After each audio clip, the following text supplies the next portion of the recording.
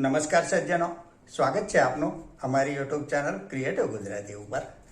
દોસ્તો, આજે તારીખ 22 ઓગસ્ટ અને શનિવાર હોવાથી માર્કેટ તો ક્લોઝ જ છે, પરંતુ મારે થોડી કંપનીના ફંડામેન્ટલ ઉપર આપની સાથે ચર્ચા કરવી છે. તો આપ સૌને વિડીયો પૂરેપૂરો જોવા માટે એક વિનંતી કરું છું.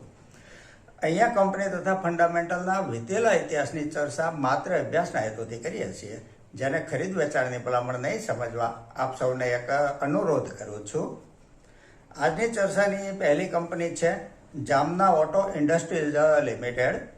આ કંપની ઓટો પાર્ટ્સ બનાવે છે, ખાસ કરીને ચોક્સ તથા સસ્પેન્શન સિસ્ટમ્સ, જે કોઈ પણ વ્હીકલમાં રોદા ઓછા લાગવા દેવાનું કામ કરે છે.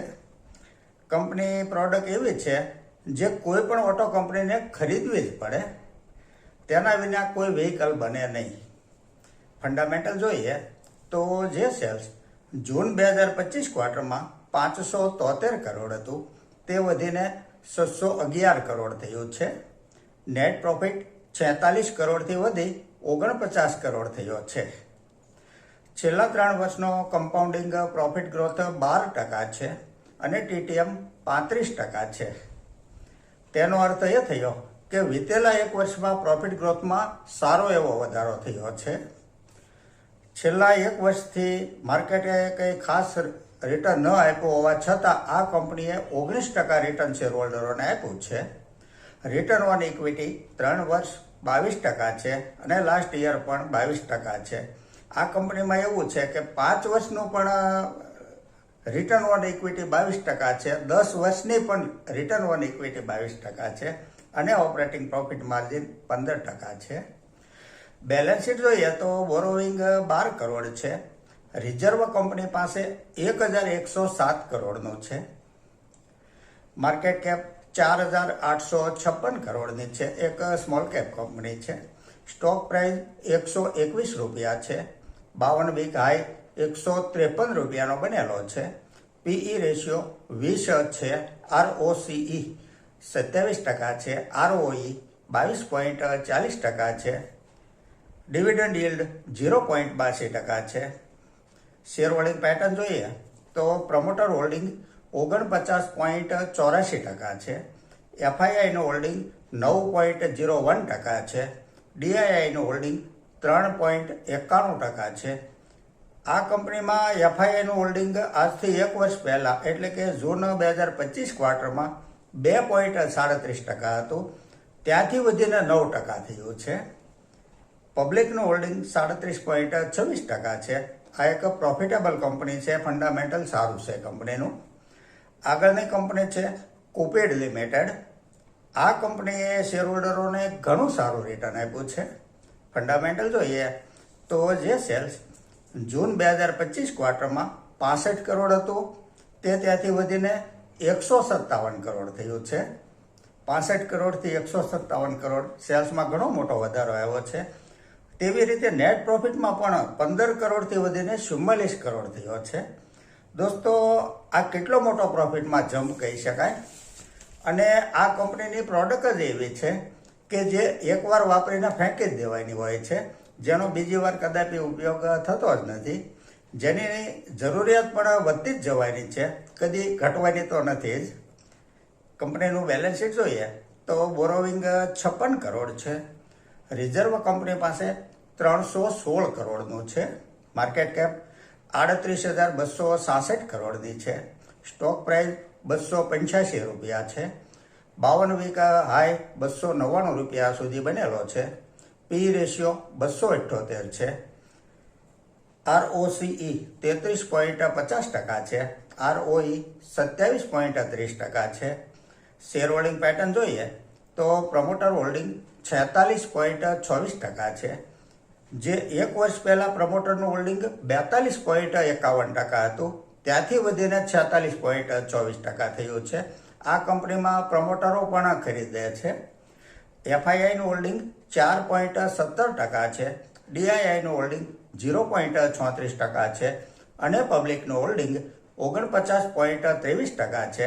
આ એક પ્રોફિટેબલ કંપની છે, પ્રોફિટનો ગ્રોથ સારો છે. આગળની કંપની છે પિકાડેલી એગ્રો ઇન્ડસ્ટ્રીઝ લિમિટેડ. ઇંગ્લિશ દારૂ, આલ્કોહોલ તેમજ પેય પદાર્થ બનાવતી આ કંપનીનું ફંડામેન્ટલ જોઈએ તો જે સેલ્સ જૂન 2025 ક્વાર્ટરમાં 214 કરોડ હતું તે વધીને 251 કરોડ થયું છે. નેટ પ્રોફિટ 18 કરોડથી વધીને 21 કરોડ થયો છે. વાર્ષિક પ્રોફિટ 141 કરોડનો છે. છેલ્લા 3 વર્ષનો કમ્પાઉન્ડિંગ પ્રોફિટ ગ્રોથ 83% છે. ટીટીએમ 30% છે. સેલ્સ ગ્રોથ છે જ્યારે 3 વર્ષનો 20% છે અને ટીટીએમ 29% છે. સ્ટોક પ્રાઇસ છે જ્યારે 3 વર્ષનો 90% છે. બેલેન્સ શીટ જોઈએ તો બોરોવિંગ 531 કરોડ છે. સામે રિઝર્વ કંપની પાસે 802 કરોડનું છે.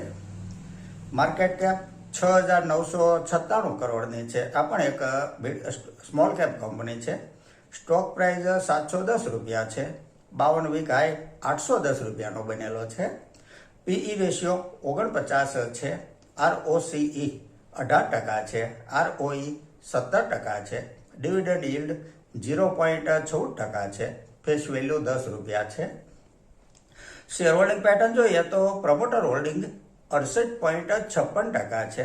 એફઆઈઆઈનું હોલ્ડિંગ 0.81% છે. ડીઆઈઆઈનું હોલ્ડિંગ 0.88% છે અને પબ્લિકનું હોલ્ડિંગ 29.74% છે.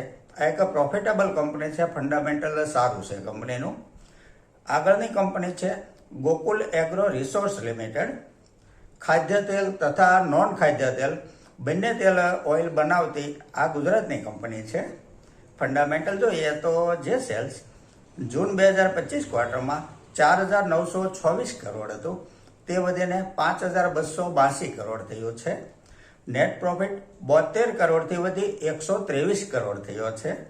Year to year net profit જોઈએ તો 136 કરોડથી 246 કરોડ, ત્યાંથી 369 કરોડ થઈ અને 420 કરોડ થયો છે. પ્રોફિટનો ગ્રાફ સતત અપ ટ્રેન્ડમાં છે. છેલ્લા 3 વર્ષનો કમ્પાઉન્ડિંગ પ્રોફિટ ગ્રોથ 41% છે અને ટીટીએમ 59% છે. સેલ્સ ગ્રોથ છે જ્યારે 3 વર્ષનો 31% છે. ટીટીએમ 21% છે. સ્ટોક પ્રાઇસ છે જ્યારે 3 વર્ષનો 63% છે. વિતેલા 1 વર્ષમાં શેર હોલ્ડરોને 48% રિટર્ન આપ્યું છે કંપનીએ. રિટર્ન ઓન ઇક્વિટી 3 વર્ષ 26% છે અને લાસ્ટ યર 30% છે. બેલેન્સ શીટ જોઈએ તો બોરોવિંગ 589 કરોડનું છે. સામે રિઝર્વ કંપની પાસે 1,393 કરોડનું છે. માર્કેટ કેપ 7,165 કરોડની છે. સ્ટોક પ્રાઇસ 243 રૂપિયા છે. 52 વીક હાઈ 258 રૂપિયા સુધી બનેલો છે. પીઈ રેશિયો 17 છે.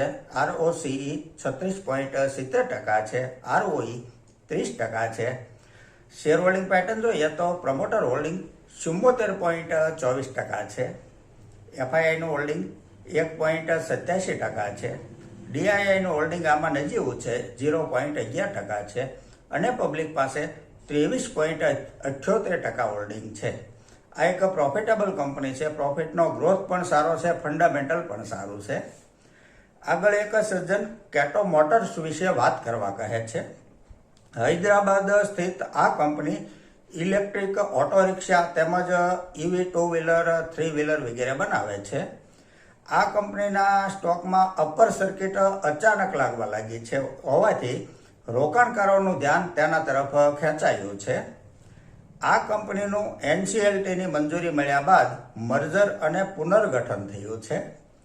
આ કંપનીનું નામ પહેલા તાજા ઇન્ટરનેશનલ લિમિટેડ હતું, જે પહેલેથી જ માર્કેટમાં લિસ્ટેડ હતી કંપની, જેનું મર્જર કેટો મોટર્સ પ્રાઇવેટ લિમિટેડ નામની કંપનીમાં થયું છે. એટલે માર્કેટની ભાષામાં આને એક રિવર્સ મર્જર કહેવાય. પુનઃગઠન પછી પ્રમોટરોએ મોટા પાયે શેર ખરીદીને પ્રમોટર હોલ્ડિંગ 92%ની પણ ઉપર લઈ ગયા છે. પબ્લિક પાસે માત્ર 7%થી પણ ઓછો હિસ્સો રહેવા દીધો છે.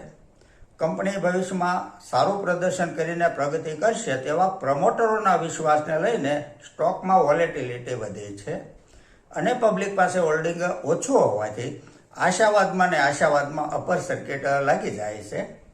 કંપનીના બોર્ડ ઓફ ડિરેક્ટર્સમાં મુખ્ય 3 નામ છે, જેમાં પોલ શશિકુમાર લેમ, બીજું નામ છે પોન્નાપુલા, સાર્થ પાર્થી સંજીવા તથા કાર્તિક સંજય પોન્નાપુલા. આ કંપનીનો પી રેશિયો 8202 છે, જે ઊંચો કહેવાય. કંપની લાંબા સમયથી નુકસાની બાદ નવા મેનેજમેન્ટની નિગરાની નીચે છેલ્લા 2 ક્વાર્ટરથી થોડી ઘણી પ્રોફિટમાં આવી ગઈ છે. છેલ્લા 3 વર્ષનો કમ્પાઉન્ડિંગ પ્રોફિટ ગ્રોથ -32% છે, પરંતુ ટીટીએમ 750% છે, જેના કારણે રોકાણકારોને આ કંપનીમાં રસ પડ્યો છે. તો સજ્જનો, આ સાથે આજની આ ચર્ચા અહીં પૂરી કરીએ છીએ. જો આપને આજની આ ચર્ચા પસંદ આવી હોય તો લાઈક કરજો, શેર કરજો, મારી ચેનલને સબસ્ક્રાઈબ કરજો. નમસ્કાર.